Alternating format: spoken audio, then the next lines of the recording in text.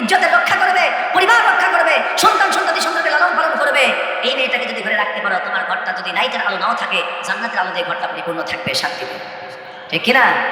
এবার বলো, তোমরা কি চামড়া সুন্দরী চাও না অন্তর সুন্দরী চাও? আরে দুটা চাইলে এটাও খারাপ না। উপরেও সুন্দর হলো, ভিতরেও সুন্দর হলো, নূর আলা নূর, ভালো হলো, আমার কোনো আপত্তি নাই তো। কিন্তু শুধুমাত্র চামড়া সুন্দরী দেখলে, বর্তমানে রাস্তাঘাটে যদি দেখা যায় এমন কিছু মেয়ে আছে, আমি দেখি অনেক সময় চোখে পড়ে, রাস্তাঘাটে যখন চলি দেখি এমন কিছু মেয়ে, সুকরি সুকরি মেয়ে, এত সুন্দর করে রাস্তাঘাটে যায়, সাজে গুছে যায়, এমন একটা ছেলের হাত ধরে যাচ্ছে, দেখেই মনে হয় বয়স 40 বছর। ও কি অবস্থা! আবার দেখা যায় এমন একটা ছেলের হাত ধরে যাচ্ছে, ওর বডি ফিটনেসটা আর যার হাত ধরছে যে, ওর একটা পায়ের হাত দিলে উড়ে যাবে। এর রুচিও নষ্ট হয়ে গেছে। রুচি কি হয়ে গেছে? রুচিও নষ্ট হয়ে গেছে। আগের মুরব্বীরা ছেলে মেয়েদের বিয়ে দিত, কুকু দেখতো, কুকু দি ওর কেমন, এ কেমন, পরিবার কেমন, আমার পরিবার কেমন, ওর বডি ফিটনেস কেমন, আমার ছেলের বডি ফিটনেস কেমন, মিল হয় কিনা, সব কিছু দেখে সুন্দরভাবে মেনটেন্স করে একটা বিয়ে শাদী দিত। বর্তমানে এই মেনটেন্স আর নাই। এখন ওর যাকে ইচ্ছা হয় তাকে ধরে, আরেকজন যার ইচ্ছা তাকে ছেড়ে চলে যায়। ঠিক কিনা? এই যে রুচির দুর্ভিক্ষ, এই রুচির দুর্ভিক্ষ থেকে বেরিয়ে আসতে হবে। তোমার সৌন্দর্য তুমি বাড়াও, তোমার ফিটনেসটা তুমি বাড়াও, তোমার কাজ তুমি করো, তোমার যোগ্যতা তুমি বাড়াও, ওইরকম 1000টা মেয়ে তোমার পেছনে ঘুরবে। তোমার মতো 1000টা ছেলেকে নেওয়ার জন্য, তোমার মতো একটা ছেলেকে নেওয়ার জন্য 1000টা মেয়ে তোমার প্রস্তাব দিলে, তুমি 1000টা মেয়ের প্রস্তাবের মধ্যে একটা প্রস্তাব গ্রহণ করবা। এটাই তোমার জন্য বীরত্ব, এটাই তোমার আত্মমর্যাদা, এটাই তোমার সম্মান। আর তুমি 1000টা মেয়ের পেছনে ঘুরে বেড়াও, ও যদি হাইটেও হয় আরেকজনের কাছে যাবে, ওই হাইটেও করে আরেকজনের কাছে। ঠিক কিনা? এর মাঝে নাই, লেডি কুকুরের মতো হওয়া যাবে না। তোমরা পুরুষের মতো থাকবে, লেডি কুকুরের মতো না। 14টা কুকুরের পেছনে শুধু পাতা শুনে বেড়াবে না। নাউযুবিল্লাহি মিন যালিক। আল্লাহ তাআলা তোমাদের আত্মমর্যাদা দান করুক, আমাকেও দান, আমিন বলেন। প্রিয় ভাইয়েরা আমার, যুবকদেরকে সচেতন থাকতে হবে।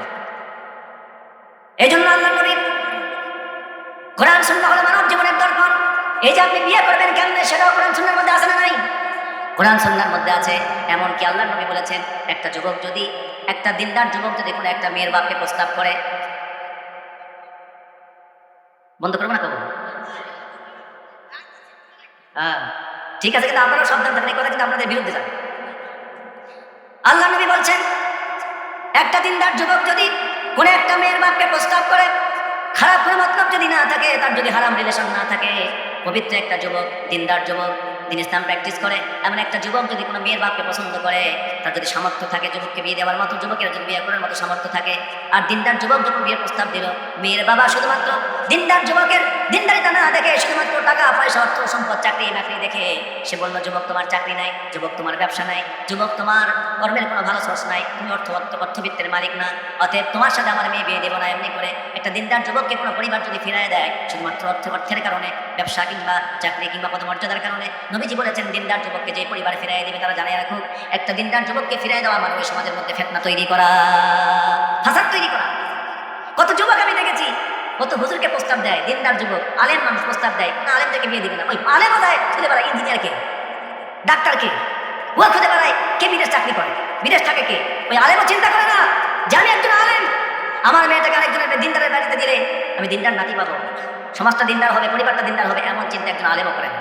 এমন অসংখ্য আলেমও সমাজে আসে না নাই, টাকার পিছনে ছুটতেছে, কথা বলেন, আসে না নাই? শিক্ষা সবার জন্য। সুতরাং কোরআন হলো মানব জীবনের দর্পণ। আল্লাহ রাব্বুল আলামিন বলেছে, কোরআন হলো এমন একটা কিতাব যার মধ্যে কোনো ধরনের বক্রতা নাই, আড়ষ্টতা নাই, কোনো ধরনের জড়তা নাই। এই কিতাব যে পড়বে সে দিন পেয়ে যাবে। এই জন্য কোরআন পড়ার দরকার আছে না নাই? যারা বলেন কোরআন পড়ার দরকার আছে না নাই? নবীজি বলেছেন, আল্লাহ নবী মুহাম্মদুর রাসূলুল্লাহ সাল্লাল্লাহু আলাইহি ওয়াসাল্লাম তিনি বলেছেন, এই কিতাব এমন একটা কিতাব, তারাকতু ফীকুম আমরাইন লান তাদিল্লু মা তামাসসাকতুম বিহিমা কিতাবাল্লাহি ওয়া সুন্নাত রাসূলি। নবীজি বলেছেন, তোমরা কখনোই পথভ্রষ্ট হবে না, কখনোই গোমরাহী হবে না, যতক্ষণ তোমরা দুইটা জিনিসকে আঁকড়ে ধরে থাকবে।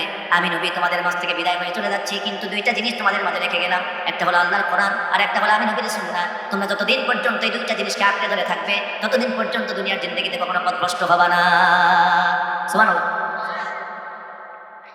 নবীজি বলেন, পুরোটার উপরে রেখে গেলাম। এই দিনের শুভ্রতা এতটাই উজ্জ্বল, যার রাত এবং দিন উভয় সমান, উজ্জ্বল্যে সমান, আলোতে সমান। তারাকতু ফীকুম, নবীজি বলেন, তারাকতু আলা মিসলিল বাইদা লাইলুহা কানাহারিহা। নবীজি বলেন, আমি তোমাদেরকে এমন একটা আলোর উপরে রেখে গেলাম, যে আলোটা, যে রাত দিনের আলোর মতো উজ্জ্বল।